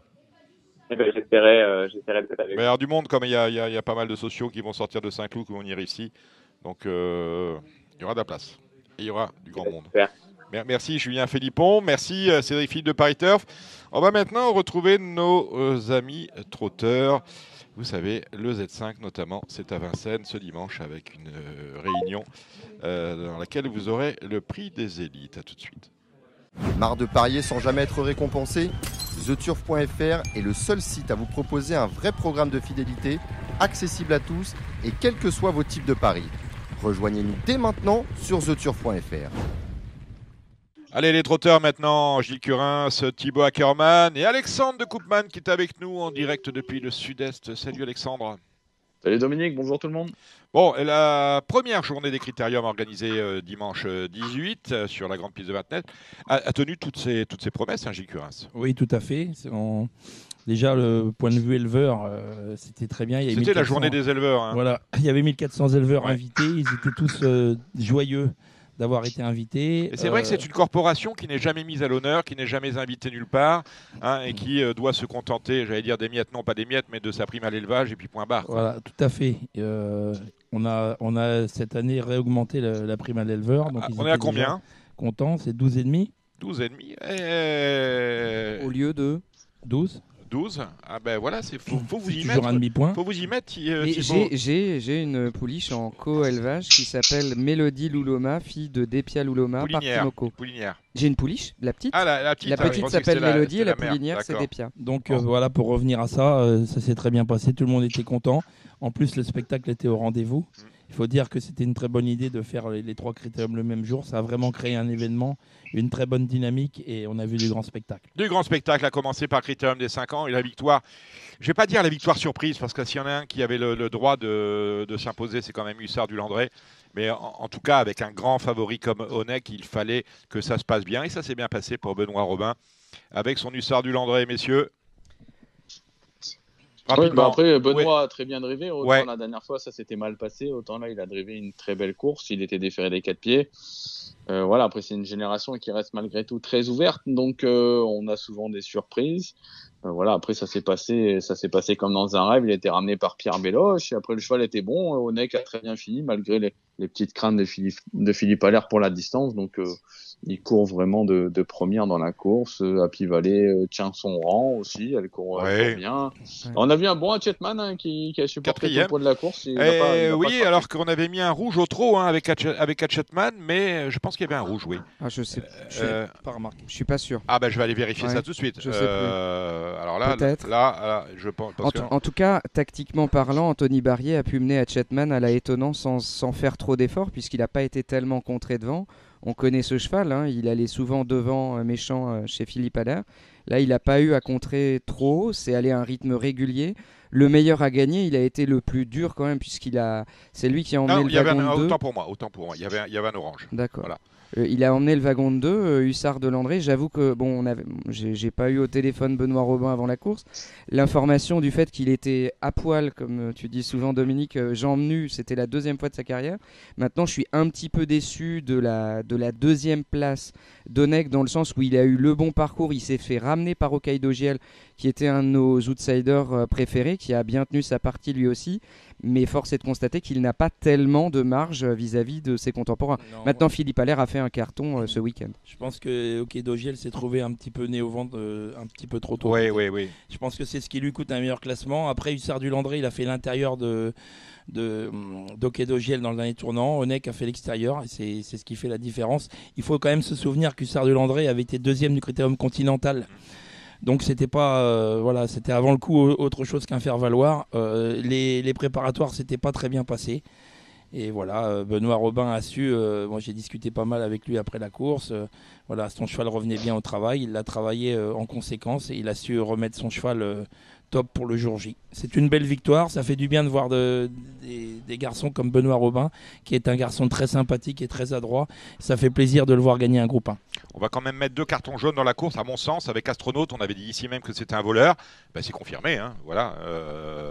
Mettez-moi de l'Astronaute dans toutes les courses. On se gavera en jouant les autres. Et puis, Hip Hop au fort, parce qu'on parlait d'Hip Hop au fort. faudra dire à Christian Bijon qu'on ne gagne pas un critérium en restant avant-dernier et en se disant mon cheval va finir. Ça n'existe pas, c'est impossible. Donc il faut quand même à un moment donné revoir ses fondamentaux si on veut espérer valoriser un cheval en prenant l'arrivée d'un critérium. C'est fait pour il a fait une hésitation et il se retrouve loin. Et après, j'ai l'impression qu'il s'est pas livré dans les autres. Après, certes, il a attendu. Mais je pense que de toute façon, c'était cuit. Voilà, donc c'est sûr que c'est une grosse déception. Il peut pas fort. Après, on a Hookerberry qui a jamais fait de faute de sa vie, qui part au galop. C'est sûr que voilà, c'était pas le jour J pour faire ça malheureusement. Mais ça fait partie malheureusement des déceptions. C'est ça. Comme dirait Coluche. La misère, même si c'est pas approprié dans ce cas-là, s'acharne toujours sur les mêmes. Critérium des 3 ans, victoire annoncée de Just Gigolo. Pas de problème. Ouais. On peut être triste pour le deuxième, Ginny O'Dry, qui a été disqualifié après enquête sur une demi-foulée de galop à mi-ligne droite. On est triste pour le propriétaire Gérard Olivier, qui était très touché après la course. C'est dommage parce qu'il aurait dû être deuxième sans problème. Alors, le bonheur des uns fait le bonheur des autres. Ça fait rentrer dans le tiercé Jaguar Wheat. Et on se souvient que, je crois que c'est le père de Jaguar Wheat, Eridan, avait justement été disqualifié il y a quelques années de ce critérium des 3 ans. Donc, tout à fait. Vous voyez, votre ami, il était triste, mais d'être troisième, Sébastien Devulf était... Après, Just Gigolo était quand même au-dessus du lot. Ouais. C'est le meilleur. On gagnait arrêté. Le meilleur a gagné. Et n'oublions pas... On a quand même vu un truc exceptionnel, parce que c'est exceptionnel, c'est ce que fait Juliette Papa Bravo. Ça n'était jamais que sa 6e ou 7e sortie publique. Un peu comme au galop, on attaque directement les bons. Ah, tiens, c'est parti, elle est 4e. Peut-être même 4e sortie publique. 4e, tant que ça, si peu que ça. Vous avez raison, c'était ça. Non, c'était la 6e. C'était sa 6e sortie publique. J'avais tort. Ouais. Disons, moi je l'avais annoncé comme outsider amusante. C'est vrai qu'elle était à 2 de Nivard et de Just Gigolo, mais c'est vrai que Franck a fumé la pipe dès lors qu'il avait à côté de lui une pouliche qui ne pouvait pas essayer de passer devant. Il a contrôlé tout le parcours et une partie du mérite revient pour moi aussi à Franck. Et on voit aussi que le petit rejeton de Roxane Griff, qui a été accepté par sa maman contrairement aux autres, on le lisait dans l'article de Paris Top. Jaguar Griff qui a très très bien tenu sa partie et Romain Hu était heureux, je suis allé le voir et le féliciter après la course, mais il était dans une dynamique où tout allait pour lui et je suis d'accord pour Ginny O'Dry, c'est très sévère. Et dans le critérium des 4 ans, nous a pris pour des cons, Italiano Vero s'est imposé et je ne suis pas sûr qu'Isoar Vedake, s'il n'avait pas envoyé, n'aurait pas gagné la course. Voilà, ça c'est mon avis.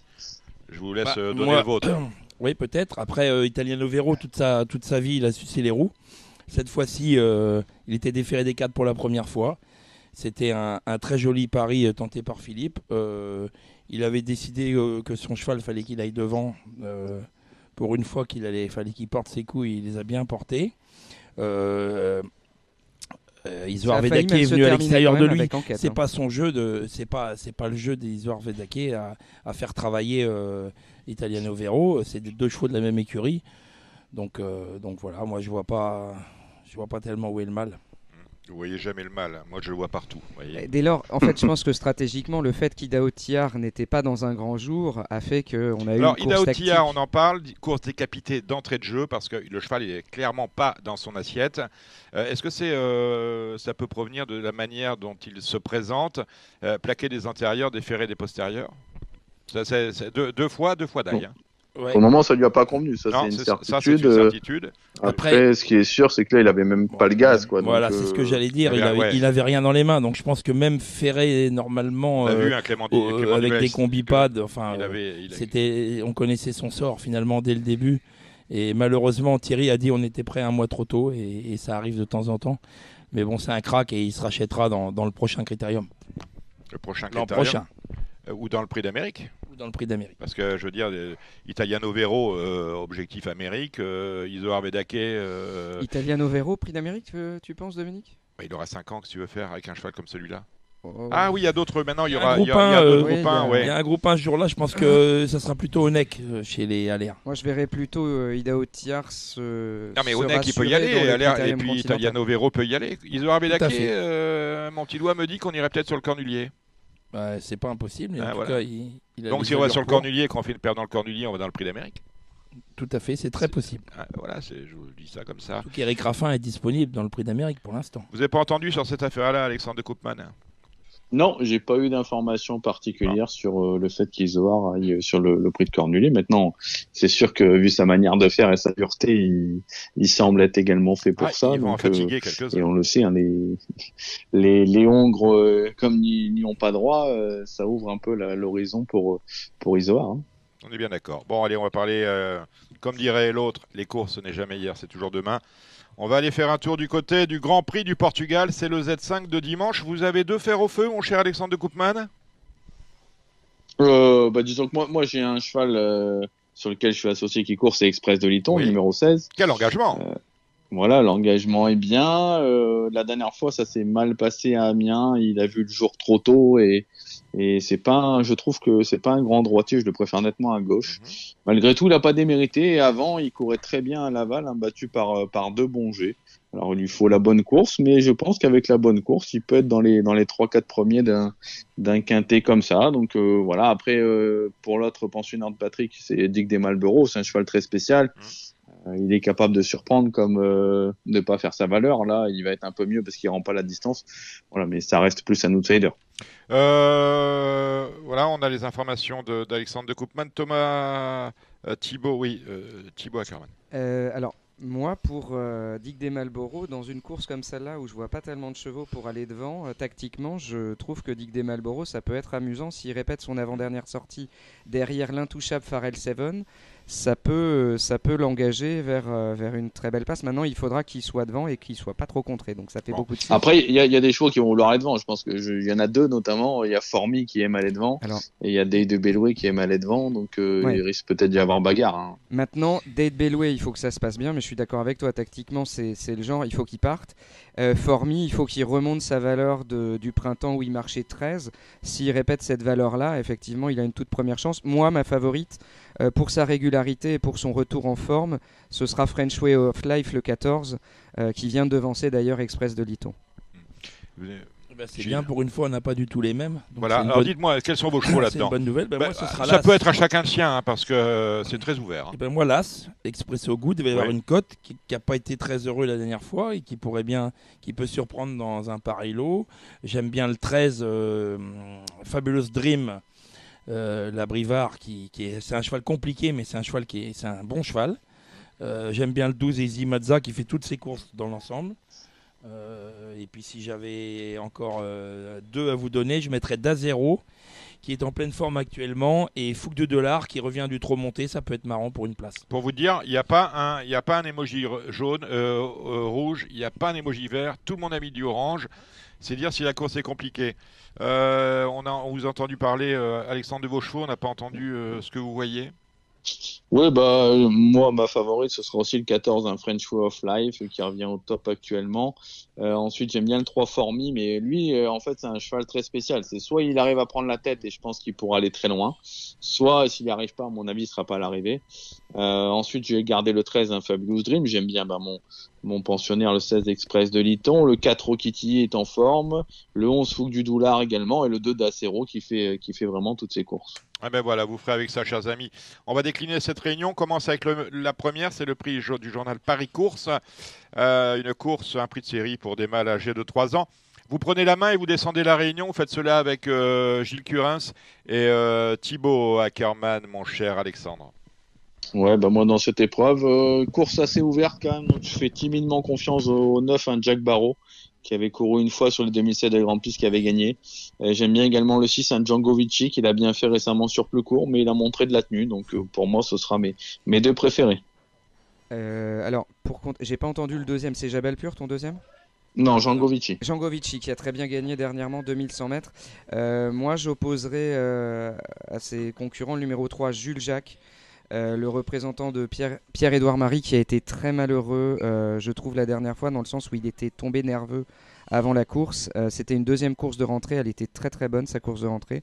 La ligne était béton, il n'est pas déféré, mais au moins cette fois-ci, il sera, à mon avis, à plus grosse cote. Il peut même gagner, à mon avis, il a un très bon chrono sur le parcours. Et un peu Jabal Pur, c'est Franck Nivard au sulky, et il faut se méfier de cette association-là. Ouais, voilà. Moi je suis d'accord pour Jabal Pur. On va compter sur lui pour un rachat. Et moi pour une cote, je mettrais le 5, Jacques Adi Desbrouet. Je pense que c'est un bon cheval qui n'a pas encore pu exprimer sa pleine mesure. Et je conseille d'ailleurs aux turfistes de le noter dans leur tablette et de suivre ce cheval-là, parce qu'un jour ou l'autre, il gagnera une belle course à belle cote. Alors Dominique parlait tout à l'heure d'Isoar Vedake pour les courses montées. Mon petit doigt me dit que Jacadi Brouet pourrait débuter montée prochainement également. Je l'ai vu travailler à Grosbois il y a déjà quelques semaines aux montées et effectivement, c'était bien. Allez, on passe à la deuxième, c'est une course européenne, que des femelles de 7 et 8 ans. Voilà, le 8 Zante Laser qui adore ce parcours, je pense que c'est un peu sa course, elle aime bien se comporter face au mal. Et derrière, j'aime bien le 7 Feria du Metz, qui se déplace du sud-ouest, et l'As Franceville, c'est vraiment son sport, la vitesse. Alors moi, j'inverserai l'ordre. Feria du Metz avait devancé Zante Laser l'année dernière, qui avait fait la faute au départ. Plaqué devant, déféré derrière, ça sent l'engagement parfait. Si elle avait eu le 7, si elle avait eu un petit numéro et non pas le 7, je l'aurais mis en coup franc pas si mal placé. Mais le jumelé 7-8, je suis tout à fait d'accord. Ouais, moi j'aime bien ce que vous dites, je vais rajouter, mais très très très timidement, le 4 Ferlaine. La troisième, c'est encore une course européenne, on est toujours sur 2100. C'est assez ouvert. Moi j'ai bien aimé Hurricane River sur ce parcours l'avant-dernière fois, il trottait 11-2. On a fait appel à Franck Ouvry, je pense que c'est un bon pari malgré la seconde ligne. J'aime bien le 3 Floréal avec Franck Nivard, et s'il peut aller devant, c'est un cheval de train, il pourra aller loin. Le 2 Frankie Satine, je pense que c'est pas le vrai 2100, voilà, ça m'embête un peu. Donc je dirais plutôt 11 et 3. Oui, d'ailleurs, il n'y a qu'un smiley orange. Alors moi, je rajouterais pour une cote le 4 Espoir Permis, plaqué devant, déféré derrière. Je trouve que la dernière fois, ça s'est pas bien mis à pornicher, il a dû revenir d'assez loin, il termine plutôt bien et c'est une cote amusante. On peut faire le jumelé gagnant et le trio des 3-4-11 pour moi en priorité. Pas mieux. Allez, on enchaîne avec la cinquième. C'est une belle course sous la selle, on a un groupe 3. Voilà, moi je vais faire confiance au 9, un Grand Villesse Bleu qui a 2 parcours de rentrée au sulky, qui retrouve sa discipline de prédilection qui sera des 4. Je pense qu'elle offre vraiment de belles garanties dans la course. Faudra se méfier évidemment de l'avènement du 7 Firecracker qui peut faire un numéro également. Le 8 Freeman de Well qui nous doit quand même un peu une revanche. Donc je partirai plutôt 9 et 7. Mais il y a un changement de monte. Ça n'est pas Anthony Barrier. Je suppose qu'il est soit en vacances, soit suspendu. Mais suspendu et en vacances. Les deux, voilà, c'est ça. Il a profité, il a fait d'une pierre deux coups. Donc Firecracker, il faut l'emmener. C'est pas forcément le plus facile à emmener. Moi, j'opposerai Freeman de Well le 8 quand même. Et derrière le 6 Chalimard de Gaz, on est obligé. Pour être plus précis, c'est suspendu et en voyage de noces. Notre bon Anthony qu'on salue. Non, on va rien inventer là-dedans. Grand Villesse Bleu, l'émoji vert de Pierre Lévesque. Et puis Freeman de Well qui à force va bien refaire parler de lui dans très peu de temps à mon sens. Et je rajouterai pour le trio Chalimard de Gaz. La sixième ensuite, moi je fais confiance aux 2, c'est Rail Propulsion qui n'a pas encore été déférée des 4 pieds cette année. Elle a plusieurs parcours de rentrée dans les jambes et je pense qu'elle peut vraiment se transcender. Bien évidemment le 16 Homonimi, la jument de classe du lot, mais elle les fait pas toutes. Donc je trouve que le 2 Rail Propulsion est un jeu intéressant.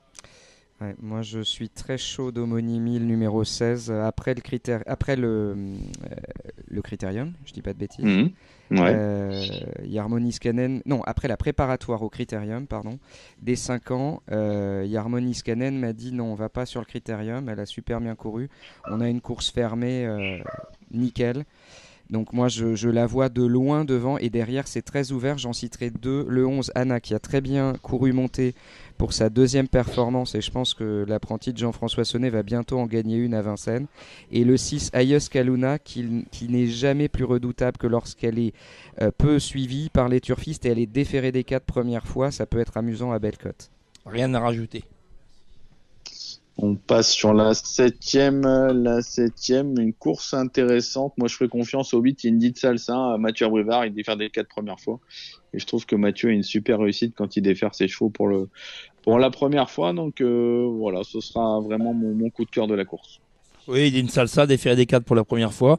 Avec l'émoji vert de Mathieu Abrivard, je pense qu'il ne devrait pas décevoir dans cette épreuve. Je me méfie aussi beaucoup du 7, le cheval que mène Eric Raffin à Franck Leblanc, Icare du Léard, qui sera déféré également. Alors, il avait eu un très bon parcours la dernière fois, ce Icar du Léa. Moi, j'opposerai au 8 Indy de Salsa le 12 Imoko Giblo, qui a très bien couru, je trouve, dans une course référence. Ligne avec le numéro 1 Hibiscus Man et Mathieu Mottier. La dernière fois, il a fait la faute, on n'a rien vu. Et pour une cote, malgré le smiley orange, mais la dernière fois, exceptionnellement, un Chavat était smiley rouge, a fini deuxième. Il a changé d'écurie en ce début d'année. C'est le 9 Idéal de Castel. Revoyez sa dernière course. Ce cheval-là, l'année dernière, il était assez estimé chez Sébastien Garato. Le propriétaire, monsieur Christian Berquier, a des chevaux chez Arnaud et Alain Chavat également. Et je trouve que ça peut être la belle cote avec Franck Nivard encore. On va passer au prix des élites. Le prix des élites, forcément, tous les regards vont se porter vers le 7 Intuition. Alors, j'ai regardé un petit peu, par contre, le parcours. 2175 mètres, couru 3 fois d'ail. Après, la jument a gagné en assurance depuis et je pense que c'est une favorite logique. Moi, j'ai un gros coup de cœur quand même dans cette course pour le 6 Ibra du Loisir, qui s'était envolé sur ce parcours l'année dernière. Il est des 4 premières fois et je pense que c'est un pari assez amusant dans cette course. Évidemment, on citera le 9 Idéal du Chêne également. Oui, Intuition qui, malgré ses 3 disqualifications sur les 2100 mètres, a quand même beaucoup évolué depuis. Donc je ne pense pas que ce soit un problème. Ibra du Loisir, c'est déféré des 4 pour la première fois. Alors évidemment, c'est un beau pari. Et puis Inès Deriou, et j'abandonne pas complètement Idéal du Chêne, qui pourrait bien refaire parler d'elle à l'issue de cette épreuve. Alors moi je me pose 2 questions quand même sur Ibra du Loisir, parce que j'aurais vu à Inshore une première chance, Inshore qui vient de battre dans le semi-classique donc de préparation à ce groupe 1 la victoire. Ibra du Loisir la dernière fois il était je crois dans une configuration plaqué devant, déféré derrière. C'était la première fois, il m'a pas trop convaincu au niveau des allures. Moi je serais plus sur 7, 8, 9. Inès Deriou aura peut-être encore du mal à battre Intuition. Idéal du Chêne, elle a une très belle course de préparation. Et en 4e, je resterai femelle. Je mettrai Irina Duris, qui a gagné en fumant la pipe une 13 2002 petite piste, et dont les limites sont inconnues. Donc moi ce serait plus 7, puis 8, 9 et 2. Et on termine par la dernière, c'est encore des pouliches de 4 ans, on est au trot attelé cette fois, course ouverte, j'aime bien le 11 Idole de Retz, Sébastien Arnaud, Eric Raffin, ça me paraît pas mal, et une pouliche que j'aime bien, que je suis depuis un moment, c'est Implacable, numéro 8, je pense qu'elle a une course de genre un peu dans les pattes. Pour moi rien. Et je compléterai avec le numéro 9 Iphigénie, que je regarderai avec attention pour sa semi-rentrée, et encore une fois Franck Nivard. Bien, écoutez, merci messieurs. Dites-moi une chose, on a des courses samedi à Chartres et il y a du monde à Chartres comme il y en a à Vichy. Des chevaux les uns et les autres pour cette réunion. Alexandre, allez-y. Moi, j'ai regardé plutôt Vichy. Très bien. C'est moins loin de chez vous en même temps. Vichy, je reprends dans l'ordre du programme. La première, j'aimais bien le 7, Almia de Vandel, le 8, une de Condé. Almia de Vandel qui excelle sur les 2100. Dans la deuxième, j'ai un coup de cœur pour une récente acquisition de Yannick Henry, de Sébastien Devuff, le 9 Helios Bonbon, qui s'est promené en dernier lieu malgré un mauvais parcours à Beaumont. Il faudra battre évidemment le Mathieu Abrivard, le Catarol de Sautonne. Dans la troisième, j'aime beaucoup le 15 Idaho d'Acadie qui est arrivé récemment chez les frères Martens. Il m'a beaucoup plu après sa disqualification. Il est DP première fois. Je pense que c'est vraiment un cheval à suivre et en devenir. Et enfin, dans la septième, j'aime bien le Garato dans les cas. C'est le 8 Compostelle qui a été battu par un Dubois qui avance en débutant. Quand Sébastien se met au sulky, ça se passe souvent bien. Donc, je lui fais confiance, le 708 Compostelle. Vichy, c'est un peu votre deuxième maison en ce moment. On salue la victoire de Gaz d'Ocagne en début de semaine. On vous écoute. Allez, le 108, une de Condé, qui sera associé à Alexandre Abrivard. Le 314, Ibis de Fréca, qui à mon sens ne devrait pas sortir du podium. Et ensuite, le 801, Jet de la Pièce, le frère utérin d'Ange de Lune, qui devrait bien débuter. Comme je vais garder la main pour Chartres, bien sûr. On y va, 506, Joy of Life, qui devrait pas sortir du podium à mon sens. Ensuite, le 705 et le 706, Give Me Quick et Giacomo Bourdon, qui devraient normalement, avec leur avance au premier poteau, ne devraient pas décevoir à mon sens. Et le 805, Ibisabelle, qui devrait lutter pour la victoire. Chartres et Vichy avec Thibaut Ackermann. Alors pour Vichy, je vais compléter dans la 3e un trio. Le 15, je suis tout à fait d'accord, Idaho Dakadi. Ibis de Fréca, pareil, le 14. Et pour les amateurs de sensations fortes, le numéro 5, Infinity Babel, la sœur de Joyful Diva, semi-classique. Dans les J, dans la 5e, on a un smiley vert pour Stéphane Bourli avec Joyau Giblo, qui est le petit frère de Imoko Giblo. Il fait une rentrée, mais ça devrait être très bien pour les places. Ça, c'est marrant, vous dites, vous avez dit comment il s'appelle ? Il s'appelle Joyau Giblo. Et c'est le frère de qui ? Imoko Giblo. Je crois que je connais ni l'un ni l'autre. Mais bon, c'est pas grave, il avait un frère. Non, il a une très belle chance à Vincennes. Ouais, et je suis d'accord avec Alex pour Compostelle, qui est le fils d'une certaine Cavaleria qu'on a connue aussi dans le sud-est. Cavaleria qui était chez Sébastien Garato. Nicolas Hinch. Et qui est passé après Sébastien Garato et après Nicolas. Parce qu'à Vincennes, c'est pas trop son théâtre. Et donc, à Chartres... le théâtre, parce que c'est Thibaut Ackermann. En rafale. Dans la première, il y a 4 G en amateur. Vous faites le Z4D4, c'est le 5 Gunnar suédois, ancien Niskanen qui a beaucoup de moyens. Le 13 Jean-Siano Bello, base incontournable. Le 4 Galou Dulio, même pas déféré. Et le 1 Gamme de Bassière. Dans la 3e, j'aime un peu le numéro 2 Jalny de Castel, un de Rieux. Je lui opposerai et j'aurai une pensée également pour Richard Joly avec le 11 Gigov du Greny qui cette année a très bien couru. C'est le cheval avec lequel malheureusement son père Pascal est décédé l'année dernière. J'ai oublié la 2e, j'aime un peu le 10 Erin Docagné et le 12 Aberlor, ça fera plaisir à Dominique. Quel est le frère d'Aberlor ? Il a un frère celui-là ou pas ? Oui, mais là, Chivas. Là, c'est Chivas, ça doit être Chivas. Chivas dans la et Glenn Fiddich. Quelle belle famille. Dans la 4e, tout à l'heure j'en parlais, Ingala Dalouette, la fille de j'adore les familles, de Tagada Castellet qui était une super jument. Je lui opposerai le 9 Illustre et le numéro, je vais retrouver. En tout cas, la ligne d'Illustre qui a battu Impacto de Well, vous pouvez la suivre, c'est pas mal du tout. Dans la 6e, j'aime beaucoup Honeymoney, un Niskanen, encore Niskanen, très malheureux dernièrement. Là, il y a rendement de distance, ça va être mieux. On lui associera les numéros 8 Hermina, nouveau protégé de Pierre-Louis de Zonette, et le 15 Oupette Rose. On remarque quand même que Monsieur Huguet vient de Lyon à Chartres, c'est pas fréquent. Dans la 7e, Give Me Quick, ça semble être un grand soleil. Geoffrey Dame, le numéro 14, sera un de ses opposants directs. Et dans la dernière, la 8e, le 16 Invictus des Cajoles avec un Tony Le Belair déchaîné en ce moment, a une première chance avec le 2 Issu de Cortem, le 6 Yassandi Jeep. Et pour fermer un Z4, je mettrai quand même Ice Citrus, une représentante de Thierry Duval d'Estaing qui n'est pas déférée mais qui a pour moi une belle chance. Bravo Thibaut Ackermann. Mais écoutez, je vous remercie, c'est la fin de cette émission. On remercie Thibaut Ackermann que vous venez d'entendre. On remercie Gilles Curins. Bonsoir, à bientôt. On remercie Cédric Philippe de Paris Turf, Alexandre de Koopman. Salut Alex. Voilà pour nos principaux intervenants. À bientôt. On remercie nos invités. Vous avez entendu Benjamin Boitez, président de l'Association nationale des turfistes, notre ancien confrère d'Equidia, Jean-Baptiste Morel. Vous avez entendu Stéphane Meunier, président de l'Association des entraîneurs et drivers de trot. Et cette émission a été, comme chaque vendredi désormais, réalisée par Samy Boisa. Rendez-vous, même endroit, même heure, pour une émission très particulière. Ce sera l'émission spéciale Arc de Triomphe. Nous serons au Cardinal avec beaucoup de monde.